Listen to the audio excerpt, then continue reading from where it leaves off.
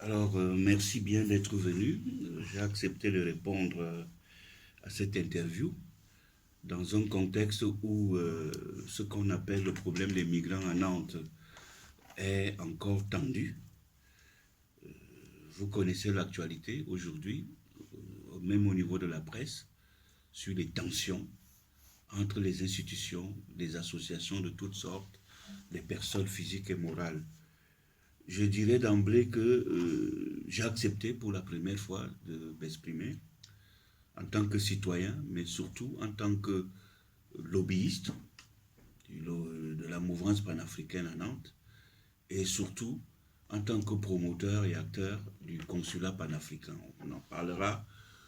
Qu'est-ce que c'est que cette organisation-là qui n'a pas de statut associatif pour l'instant? Je voudrais donc, dans un préalable, vous dire d'abord être mal à l'aise sur le terme migrant. Qu'est-ce que c'est que migrant aujourd'hui?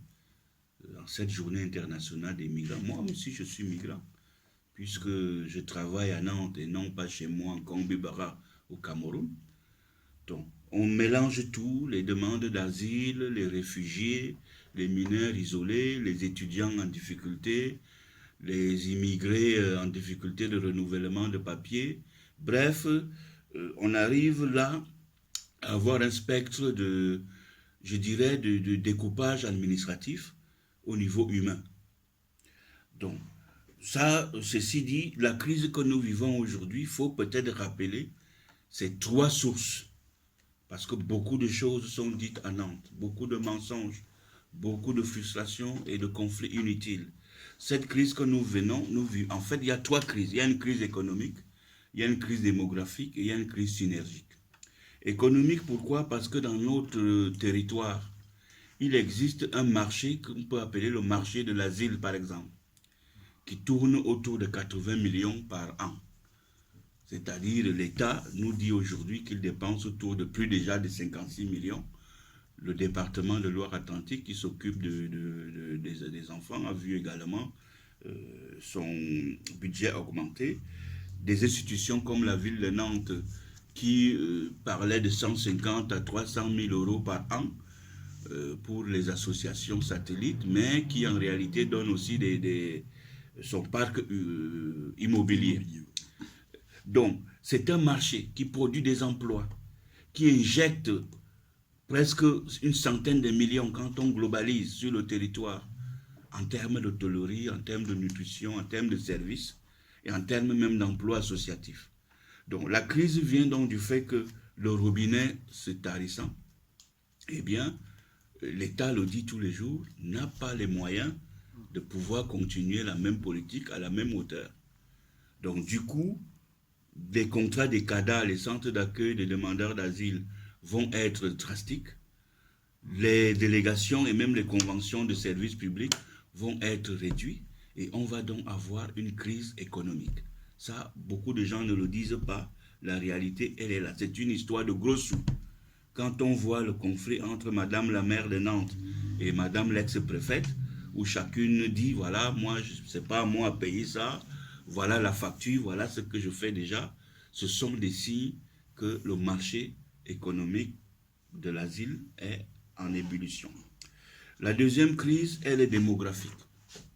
Elle est démographique parce que notre territoire à Nantes est l'un des territoires en France où il y a un fort taux d'augmentation de la population d'origine immigrée, comme ils nous appellent, c'est-à-dire les étrangers et également ceux qui sont français et qui sont recensés par l'INSEE comme ayant un lien avec l'Afrique. Donc, nous avons assisté à une augmentation constante. Elle n'a pas été massive ni subite, contrairement à ce que j'entends. C'est depuis, par exemple, 2013 que nous, on a alerté, nous, au niveau du Centre de ressources Afrique-Loire, qu'on a alerté sur l'arrivée beaucoup plus importante des enfants en situation irrégulière, des enfants mineurs. Mais personne ne nous a écoutés à l'époque. On se disait, oui, voilà, les Africains, et puis ils pleurent tout le temps, ils se plaignent tout le temps. Donc, on a une véritable crise démographique sur le territoire nantais. Il faut se dire les vérités. Et ce qui fait que notre territoire ne s'est pas préparé à accueillir, tout au moins de façon globale, que les Africains quittent leur pays à la nage, qu'ils arrivent en Europe, ainsi de suite. Le problème est partout. Partout. La ville de Nantes n'a pas lancé un appel d'offres ou un appel d'air, comme j'entends souvent dire, pour dire voilà, venez chez nous. L'herbe est mieux ici à Nantes qu'ailleurs. C'est que cet afflux est arrivé et que nous n'avons pas su nous adapter, nous anticiper ce genre de choses. Et on verra tout à l'heure les conséquences et que cela se traduit par la difficulté au niveau de l'harmonisation des territoires. Les campagnes sont désormais sollicitées, ainsi de suite. La troisième crise, celle-là est très importante, c'est ce que j'appelle pudiquement la crise synergique. Ça veut dire quoi? Ça veut dire que une fois qu'il n'y a pas eu suffisamment d'argent, et une fois que les dispositifs ont été mis en difficulté, eh bien, il y a eu des mésententes entre les institutions d'abord. Souvenez-vous du conflit ouvert entre le conseil départemental et la préfecture sur la prise en charge. Donc, du coup, les dispositifs de subsidiarité n'ont pas fonctionné. La ville de Nantes nous dit oui, ce n'est pas à moi à faire ceci, cela. L'autre dit non, ce n'est pas à moi non plus. Voilà, c'est l'État qui doit le faire. L'État dit je n'ai pas les moyens. Alors ça fait 5 ans que ça tourne dans un rond parce que ces institutions-là s'entendent très bien. Lorsqu'il s'agit d'expulser les gens, il n'y a pas de problème de subsidiarité. On sait qui demande l'expulsion, qui l'exécute, et ainsi de suite. Donc, mais quand il s'agit de sauver, de protéger des vies humaines, on a donc vu ce dispositif-là être disloqué. Voilà les 3 raisons, les 3 crises au départ. Parce qu'on peut spéculer sur les conséquences. On peut spéculer aussi sur la manière de gérer. Mais on ne doit pas oublier les vraies raisons, parce que pour s'en sortir, prise en compte de l'aspect économique, prise en compte de la réalité démographique et prise en compte de la synergie qui doit se mettre en place. Donc, maintenant, nous, pourquoi est-ce que on agit? Alors, ce serait long d'expliquer d'abord le nous. C'est simple. Nous sommes, j'allais dire, des panafricains, des afro-nantais, c'est-à-dire des personnes qui vivent dans la société ici. Certains d'entre nous votent, beaucoup paient leurs impôts. Nous ne sommes pas, nous sommes des Africains, certes, mais des Africains d'ici. Et lorsque nous parlons, ce n'est pas forcément en tant que communautariste, comme certains utilisent ce thème-là. D'autres personnes aussi, qui n'ont pas la peau, entre guillemets, africaine, sont concernées et sont même parfois plus engagés que certains qui auraient pu l'être. Donc voilà ce que j'entends par nous. Nous ne sommes pas plus africains, ni plus sérieux, ni plus aimables, ni plus combattants que quiconque. Mais si je m'exprime aujourd'hui, lors de la Journée internationale des migrants, c'est parce que les frustrations ont atteint un niveau où il faut définir ce nous-là immédiatement. Il y a 3 choses qui nous amènent à nous exprimer sur la place publique, à tous les Nantais, à tous les Français, et pourquoi pas à la communauté internationale. Qu'est-ce qu'on vit sur notre territoire depuis pratiquement 5 ans? La première chose, c'est un peu, j'allais dire, le mépris de nos alertes. Je vais prendre un exemple simple. Il y a 6 ans, lors des élections municipales à Nantes, nous avons sorti avec tout le groupe Afrique à Nantes un document qui s'intitule 30 propositions Afrique à Nantes. C'est-à-dire que plus de 160 personnes ont été entendues, ont donné leurs avis sur différents sujets. Il fallait donc les recadrer. Dans ce document, il faut la première proposition, il y a 3 premières propositions qui sont d'ordre politique. Et la première demande de définir un corpus politique commun. Et pose 3 questions, c'est quoi l'Afrique? C'est quoi la municipalité? C'est quoi les politiques publiques? Alors, je reviens sur ça parce que beaucoup ne comprennent pas le jargon. Cela veut dire que nous, il y a 6 ans, On a proposé aux candidats et aux autorités de faire la part des choses. Nous savons très bien quelle est l'institution qui s'occupe de telle ou telle chose. Par exemple, les femmes enceintes, les femmes avec enfants, on sait qui doit s'en occuper, les enfants mineurs, les étudiants, ainsi de suite, ainsi de suite. On sait également quelles sont les institutions qui s'occupent dans la répartition régalienne de l'État d'un certain nombre de dispositifs.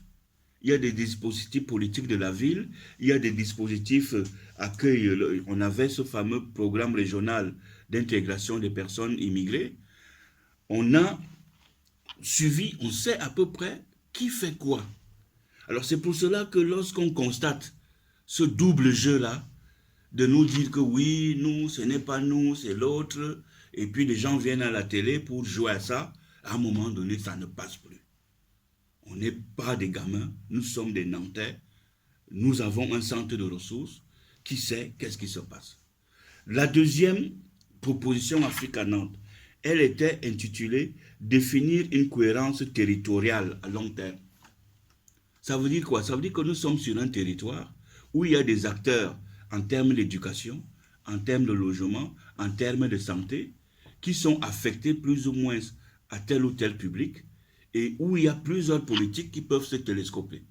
Donc la question de subsidiarité, elle se pose à Nantes comme dans tous les territoires en France, où lorsqu'il y a un problème nouveau, la première chose au moins, c'est de créer un cadre de dialogue pour pouvoir trouver ces solutions-là et les partager. Et on constate ici que ce n'est pas le cas. Les gens dialoguent pour autre chose, mais quand il s'agit de la vie des Africains qui est en danger, il n'y a plus de cadre de dialogue. Et c'est ça qui fait qu'à un moment donné, ce n'est pas seulement la frustration d'être mis à l'écart. C'est que nous recevons des gens tous les jours. Tous les jours. Il a donc fallu mettre en place aussi une organisation d'Africains pour pouvoir aider les gens, ne serait-ce que les orienter, ou dormir, ou se ravitailler, ou manger, ou se soigner, ainsi de suite. Donc, ce n'est pas seulement de la spéculation intellectuelle, c'est du vécu. C'est du vécu. Nous avons vu venir cet afflux à partir du moment où nos communautés sont déjà, doivent déjà accueillir, c'est le premier ressort. La communauté africaine, c'est le premier groupe des hébergeurs solidaires. Mais je ne viendrai jamais à la télé, ce serait même honteux qu'un Africain vienne dire que j'héberge chez moi des Africains. C'est impossible ça. Donc je passe sous silence cet aspect. Mais comprenez que la première raison de notre intervention aujourd'hui, c'est de dire que nous ne sommes plus des fous. On vit ici, on a des intellectuels, on a des acteurs sociaux, on a des acteurs politiques, on a tout ce qu'il faut pour pouvoir jauger et pour pouvoir déterminer ce qu'il faut faire. La deuxième raison, elle est vraiment dramatique encore plus que la première. Parce que tout le monde n'est pas censé savoir qu'il y a 6 ans, nous avons fait des propositions, y compris dans ce domaine-là. C'est ce que j'appellerais l'illégalité permanente. Il y a un problème sur le territoire, un problème économique, il n'y a pas d'argent, un problème démographique, une population nouvelle arrive, un problème synergique, il y a plein d'organisations qui s'occupent, on ne sait plus qui fait quoi. Et comment ça a été géré? Alors, je m'arrête à 5 exemples. Le premier, c'est la violation des droits français. C'est-à-dire que les règles qui sont édictées au nom du peuple français, qui sont opposables à nous tous, ont été constamment violées. Y compris en commençant même par les lois sur l'immigration, qui sont déjà drastiques, qui sont déjà dures. On ne les respecte même pas. C'est-à-dire le petit grignotage, là où le migrant peut avoir un petit avantage, on coupe encore. Ça, c'est la première violation. La deuxième violation, c'est celle du droit international. Je prends l'exemple de la Convention internationale des droits de l'enfant, qui a été signée, entérinée par une loi de la France en 1990. Donc, c'est depuis septembre 1990 que la France a inscrit, et entre guillemets, a été déjà condamnée à plusieurs fois pour non-respect de cette loi-là. Alors, on a vu à Nantes piétiner le droit des enfants, sur le plan culturel, sur le plan économique, les droits sociaux, juste parce que ces enfants-là sont africains, alors qu'ils sont mineurs. On a vu un certain nombre de choses qui sont révoltantes et qui se sont accumulées. Troisième exemple, c'est la tricherie administrative. Celle-là, elle est plus subtile, elle est plus cachée, mais je peux vous dire que c'est celle-là qui fait le plus mal. L'exemple, c'est que nous, on entre dans ce combat-là en août 2014 parce que l'expulsion de la rue du Stock est une magouille administrative. Parce que la ville de Nantes et la préfecture savent s'entendre quand il faut expulser illégalement. Mais curieusement, elles ne s'entendent plus lorsqu'il faut donner de l'eau, lorsqu'il faut nettoyer, et ainsi de suite.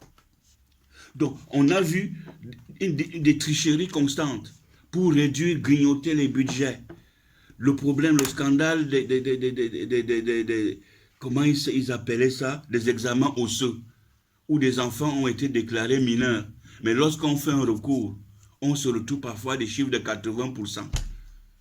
Alors que c'est les mêmes examens osseux. Entre-temps, le gamin a déjà perdu une année. Entre-temps, même certains deviennent majeurs et on ne peut plus rien faire. Donc, quatrième exemple, le déni du droit urbain. Alors là, ça, c'est impensable pour une ville qui se dit championne des droits de l'homme. Maintenant, ce n'est plus les droits de l'homme, c'est les droits humains. Alors, on a vu à Nantes, et ce n'est pas seulement que Nantes a copié l'exemple d'autres mauvais exemples en Europe, où on a un accueil vraiment inhospitalier. Donc, vous voyez déjà, accueil inhospitalier. Ça veut déjà tout dire. Hein. Donc, on a vu barricader les jardins publics, déverser de la caillasse pour empêcher les gens de mettre des tentes. On a vu, lorsqu'il y a eu le campement du square d'Avière, vous me direz, oui, c'était une situation exceptionnelle. Interdire de mettre de l'eau. Moi, je sais de quoi je parle. Nous avons même, nous, cotisé pour financer l'installation des latrines. Si vous regardez le rapport de la police, c'est impensable que la 6e ville de France, on nous parle de risque de tuberculose, on nous parle de rats, juste parce qu'à un moment donné, il fallait laisser pourrir la situation, comme on l'a vu encore au lycée Jeanne Bernard, où il a fallu mort d'homme pour qu'il y ait intervention. Et enfin, le dernier exemple, et je pense qu'il est très douloureux, c'est le non-respect des décisions de justice. Alors là, je peux vous dire que ça fait des dégâts énormes. Parce que lorsque, en 2015, par exemple, une grande collectivité locale, le conseil départemental, pour ne pas le signer, le citer, est pris en flagrant délit de non-respect et il biaise pour respecter la décision de justice. Imaginez-vous dans nos quartiers, toute l'éducation qui est faite depuis des années, où on dit aux enfants stigmatisés, vous les immigrés des quartiers, qu'on leur dise que les institutions ne respectent pas la justice. Un enfant qui refuse ou qui rechigne à présenter un contrôle d'identité, on le fusille et il meurt. Alors que les grandes institutions ne respectent pas une décision de justice. Ils peuvent la contester, c'est tout à fait normal. Et le dernier exemple qui est encore choquant, c'est l'État lui-même. On a vu au mois de septembre dernier, le tribunal administratif prendre une décision et la préfecture, le préfet se dit que non, lui ne va pas la respecter telle qu'elle et puis trouver un arrangement pour biaiser, ainsi de suite. Donc on se retrouve finalement dans une insécurité légale. Je disais souvent l'autre jour à des amis que mais ce n'est pas possible. Nantes est devenu comme un Far West où chacun fait tout et n'importe quoi quand il s'agit des Africains. On est devenu dans un système où le shérif est même plus dangereux que les bandits. Ce n'est pas normal. Donc, aujourd'hui, je le dis de façon peut-être véhémente, mais vraiment, ce n'est pas le seul problème de notre société au niveau de l'accès aux droits. Et je ne suis pas le seul à le dire.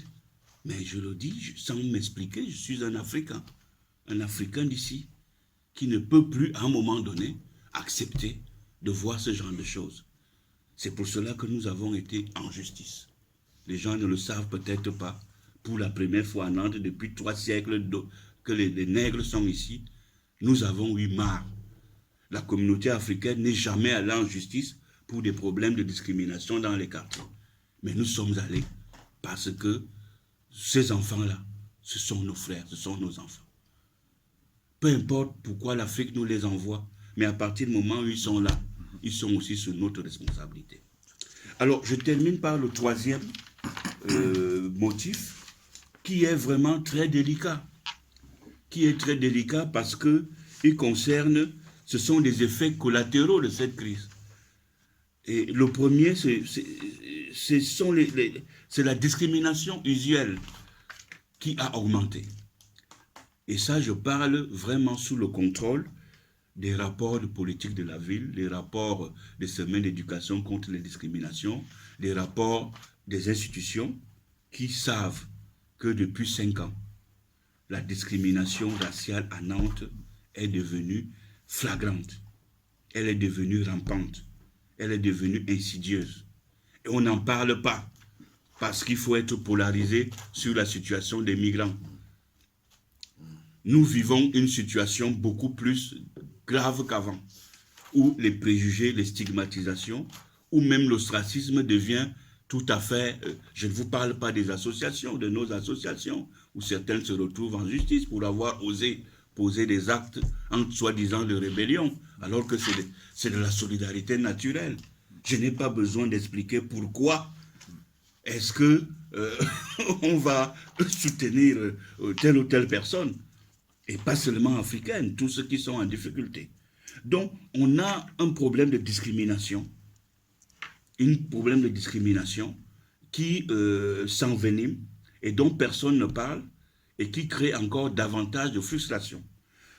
Deuxième exemple d'effet collatéral, c'est tout le secteur de la jeunesse.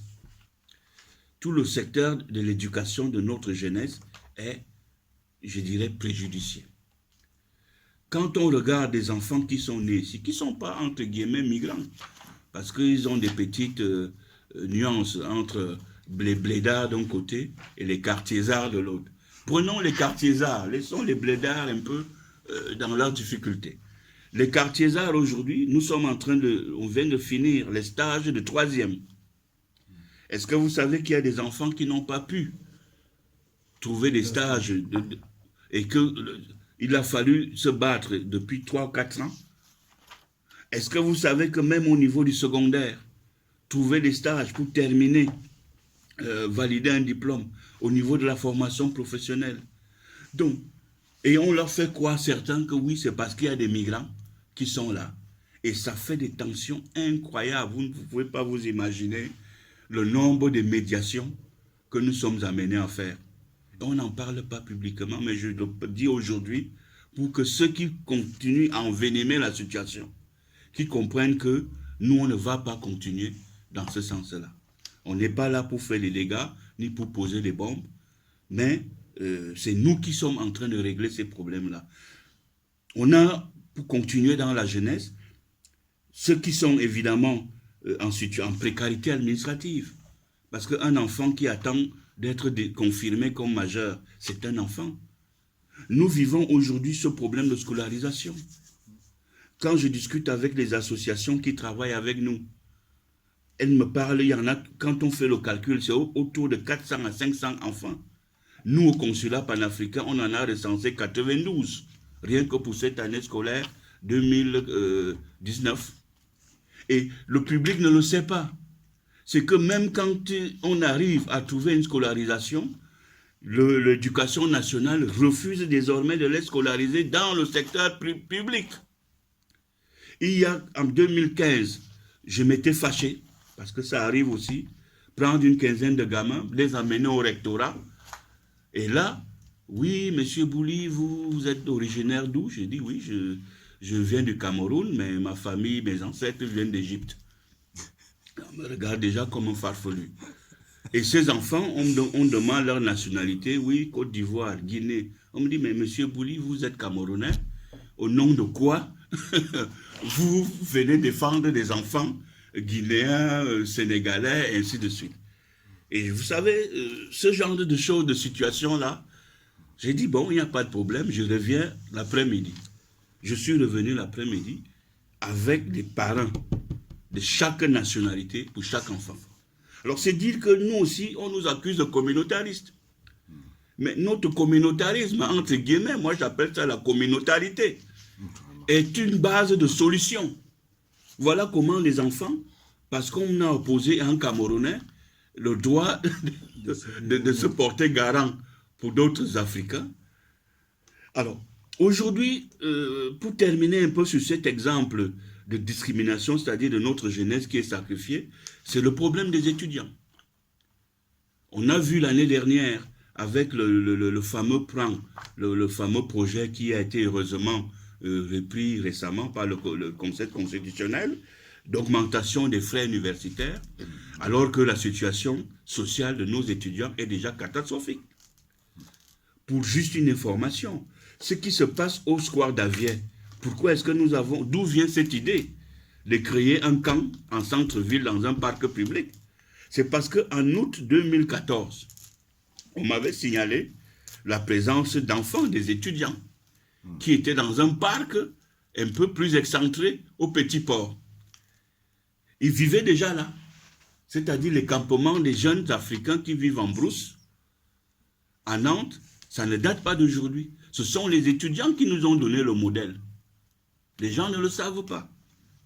Que lorsqu'on va donc faire notre semaine panafricaine dans un parc public et qu'on expulse des Africains qui étaient à l'EHPAD à côté, eh bien on se dit, voilà. Donc le problème des étudiants ne date pas d'aujourd'hui. Et il ne relève pas ni de la mairie, ni de la préfecture. C'est ça de connaître les dispositifs, et il relève même du néolibéralisme. Parce qu'il faut dire la vérité aux gens. Aujourd'hui, il y a le système Campus France qui fait de la promotion de l'enseignement français en Afrique. Moi, mes propres enfants, qui sont là-bas, quand je dis enfants, mes neveux et tout, j'ai payé plusieurs fois pour qu'ils viennent ici, dans ce système-là. C'est-à-dire que sur des dizaines de milliers d'enfants, tous ne trouvent pas de place dans les universités françaises. Et où va cet argent que nous payons? Donc c'est un business qui est déjà comme... Et c'est tout à fait logique que la France décide qu'à un moment donné, elle va se mettre à la hauteur des autres pays qui sont concurrentiels dans l'accueil. Alors, donc, je voulais tout simplement dire par rapport à ce problème des étudiants que vous avez vu un peu partout. Dans les grandes universités, il y a eu des protestations, mais il n'y a qu'à Nantes où il a fallu que les enfants fassent grève de la faim. Il a fallu que nous, enseignants africains de l'université, comme ça c'est pour leur dire, écoutez, nous sommes là. On n'a pas fait de pression, on a dit, voilà, ça nous c'est venu à nos oreilles pour que les choses puissent avancer. Donc, sacrifice de notre jeunesse. Ça, on ne peut pas continuer à se taire là-dessus. Alors, je terminerai par un exemple que tout le monde connaît en lisant la presse. Il y a aussi des tensions entre même des personnes qui s'occupent, qui sont censées être responsables pour trouver des solutions. Alors, je ne reviens pas sur les institutions. En ce moment, c'est la campagne électorale. Ça ne sert à rien. On va avoir que des réponses spéculatives. Ça, c'est le Far West, où il y a des cow-boys qui sont le département, les collectivités, ainsi de suite. Et puis, il y a le grand shérif qui sait que la trêve hivernale, ainsi de suite.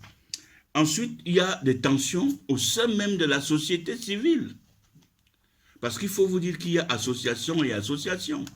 Quand vous lisez la presse, vous dites les associations qui s'occupent des migrants, les associations qui aident les migrants. Vous n'allez jamais entendre parler des Africains. Et nous ne revendiquons même pas, nous faisons notre travail. C'est comme la négritude, la tigritude. Hein. On ne la proclame pas, on la vit. Donc, vous avez des associations qui ne font que leur travail, qui ont des délégations de services publics ou qui sont des prestataires au niveau de l'État. Ça ne sert à rien d'aller leur mettre des tags ou de leur mettre de la pression. Vous avez des associations de militants, des associations d'activistes, et même certains que j'appelle des associations de commerçants. C'est-à-dire qu'on a vu, par exemple, au campement d'Avier-Boué, des gens venaient faire des expérimentations, des gens venaient dire que voilà, il y a des associations qui se créent pour aider l'autre. Voilà la grande invention des années 2000. L'autre. Donc, avec des connotations néocoloniales, qu'à un moment donné, j'ai demandé aux Africains de se retirer, d'être beaucoup plus discrets. Donc, tout ça crée des tensions au sein de la société. Ces tensions-là, on ne pourra plus.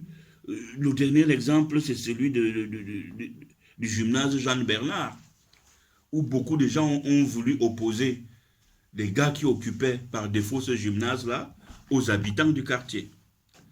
Voilà, j'en ai terminé de cette explication, des 3 raisons qui nous amènent aujourd'hui à parler ouvertement.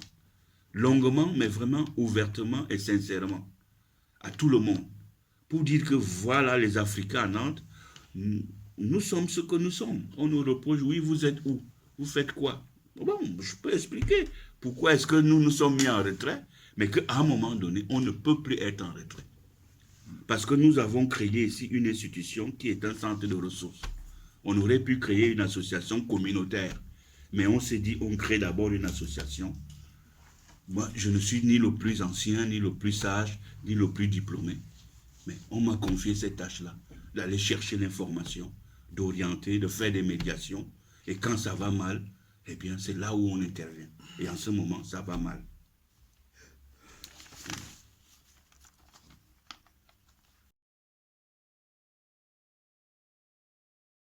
Ouais. Alors bonjour Thomas. Oui, bonjour, voilà. Bon, c'est avec une attention particulière que on écoute tout ce que tu as à nous dire concernant la situation de nos frères et sœurs parents à Nantes. Et tout à l'heure, tu énonçais que la crise était d'ordre démographique. Est-ce qu'on ne pourrait pas aller au-delà de cette conception d'ordre démographique et la situer plutôt au niveau politique? Ah mais tout à fait. Tout à fait. C'est que dans mon esprit, j'ai considéré l'aspect démographique comme un élément de l'aspect politique. Ok. C'est-à-dire le fait qu'il y ait une influence à un moment donné, je me suis arrêté au constat. Ok. Alors que c'est un fait politique. Parce qu'il faut se demander d'où viennent ces gens, quelle est la cause de cette migration-là, avant même d'envisager les accueillir. Si ce sont des envahisseurs, ainsi de suite. Donc, or, la démographie, par rapport au fait migratoire, est devenue un fait politique éminent en France. Depuis l'histoire du Front National, je parlais tout à l'heure de communautarisme. C'est parce que certains expliquent qu'il ne faut pas faire monter l'extrême droite, dont les Africains, les minorités visibles, ne doivent pas être mis en avant dans les combats qui les regardent. Donc, c'est également politique au niveau de l'armature nationale. Ok. Parce que c'est un thème, l'immigration est devenue un fourre-tout, un refouloir. Je parlais tout à l'heure aussi des lois qui sont votées, qui durcissent. Et je me scandalisais du fait que malgré ces lois qui sont déjà dures, on arrive encore à tricher. Alors, troisième élément de réponse pour dire que oui, c'est un fait politique, c'est parce que dans le cas du territoire nantais que j'ai abordé, je ne suis pas allé voir trop ailleurs, mais on sait qu'il n'y a pas que Nantes. C'est évidemment un sujet politique local. C'est devenu un sujet politique local dès lors que même les partis d'opposition, je me rappelle pour le cas du square d'Avier, j'avais dit retoquer la présidente d'un parti d'opposition qui voulait instrumentaliser l'affaire, alors que nous, on était en train de négocier. On voyait que la ville de Nantes faisait déjà un virage, et c'est ça qu'elle a fini par faire, Madame la maire de Nantes. Et nous, on était donc dans une période où on mettait la pression, tout au moins la justification, parce que c'est aussi la conviction.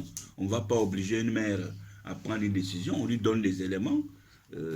pour lesquels elle prend. Et puis tout d'un coup, un parti d'opposition est arrivé pour spéculer. On l'a remis à sa place. Alors qu'on n'était pas... Et puis aussi, le parti au pouvoir, La République en marche, a organisé, s'est emparé de l'affaire formation professionnelle pour dire que voilà, donc, que c'est ça qui les intéresse. Ce n'est pas le logement forcément ou l'accès à la santé. C'est de les faire travailler. Donc je pense que là aujourd'hui, c'est vrai, on parle que du 18 décembre, de la journée internationale des migrants, mais il n'est pas exclu, et je suis même certain, que pendant la campagne électorale, certains partis politiques remettent ça. Et juste une petite information, c'est que le premier conflit qui se passe à l'intérieur de la municipalité de Nantes en septembre 2014, c'est l'expulsion de la rue des Stocks. Alors, on a vu les courriers du président du groupe municipal socialiste qui a fini par partir. Est-ce que c'est beau ça? On a vu le courrier différencié du président du groupe communiste, de ceux du groupe des Verts. La presse nous a dit à plusieurs fois, je me souviens d'un titre, la majorité municipale vole en éclats. C'est qu'à l'intérieur même de ces entités politiques-là, c'est déjà un sujet clivant. Et on va voir pendant la campagne électorale, bon, moi je ne suis pas encore en campagne, ça va bientôt arriver, ce sera un sujet politique central à Nantes. Parce qu'il touche de la santé, l'éducation, il touche le fait même de la société. Et moi je suis renchéri en disant que dans 10 ans, une décennie là, et on est déjà presque dans le schéma, un Nantais sur 5 ou sur 4 même sera d'origine africaine. 25% de la population. Bonsoir Thomas. Oui, bonsoir Matt. Toujours dans la continuité. Hein. En fait, des concepts comme le marché de l'asile, pardon. Alors, si on peut avoir des clarifications là-dessus, et puis comment ça s'organise, et puis qu'est-ce qu'on peut dire de ça, comment ça se met en place, c'est quoi le marché de l'asile? Et c'est pourtant la clé même de cette crise que nous avons à Nantes. Ouais. Cela veut dire que le seul fait que sur notre territoire, hier, on éjecte à peu près entre 80 et 100 millions d'euros chaque année, ce n'est pas rien. 100 millions d'euros. Voilà. Ce n'est pas rien. Parce que rien que les CADA, les centres d'accueil des demandeurs d'asile, rien que l'aspect hôtelier, vous savez que beaucoup sont logés dans les hôtels, parfois à des prix exorbitants. Donc ça fait que rien que la nourriture, l'administration même, les emplois induits dans le monde associatif, ça fait quand même que c'est 100 millions d'euros qui rentrent dans un territoire chaque année. Et j'utilise le mot marché pour dire qu'il y a des segmentations, il y a des parts de marché en termes de logement, en termes de santé et même en termes d'intelligence, d'ingéniosité sociale. Parce que l'État a besoin d'être conseillé. Il y a tout un tas de choses qui se greffent autour de l'asile.